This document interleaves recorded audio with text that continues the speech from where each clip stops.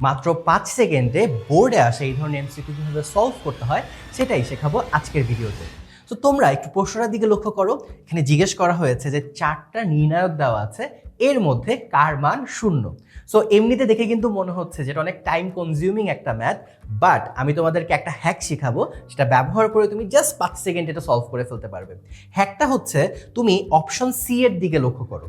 So যদি কখনো এরকম হয় যে কোনো একটা নির্ণায়কের যে কোনো একটা রো বা কলামের সাথে আরেকটা রো বা কলাম গুণোত্তর ধারার মতো আছে, বা সহজ করে বললে একটা আরেকটার সামথিং গুণ, তখন আমরা বলবো সেই নির্ণায়কের মান 0। একটু উদাহরণ দিয়ে বুঝাই।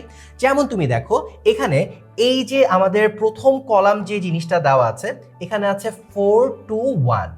সো এই 4 2 1 এর সাথে তুমি 2 গুণ করো। 2 গুণ করলে তুমি কি পাবা? 4 এর সাথে 2 গুণ করলে 8, 2 এর সাথে 2 গুণ করলে 4, 1 এর সাথে 2 গুণ করলে 2।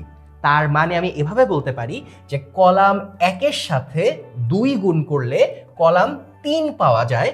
তখন আসলে আমরা বুঝবো এই ধরনের নির্ণায়কের মান হবে 0। আমি একটু আরেকবার বলি, এমন যদি হয় যে একটি নির্ণায়কের যে কোনো একটা রো বা কলামের সাথে কোনো একটা নাম্বার গুণ করে যে জিনিসটা পাওয়ার কথা, এটা যদি অন্য কোনো একটা রো বা কলামে থাকে, তখন সেটার মান হবে 0। আরেকটা এক্সাম্পল দিয়ে বলি, যেমন এখানে একটা বহুপদী সমাপ্তিসূচক এমসিকিউ দেওয়া আছে। আমি পুরাটা দেখবো না, আমি জাস্ট চেক করব রোমান একটা ঠিক আছে কিনা।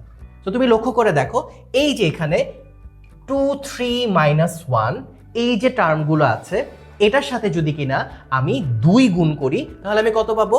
4 6 -2। অর্থাৎ এখানে কলাম 1, কলাম 2 এবং কলাম 3 একটা আর একটার গুণোত্তর ফর্মে আছে। তাহলে এই নির্ণায়কের মান হবে হচ্ছে 0। কষ্ট করে পুরো ম্যাথ করা লাগবে না।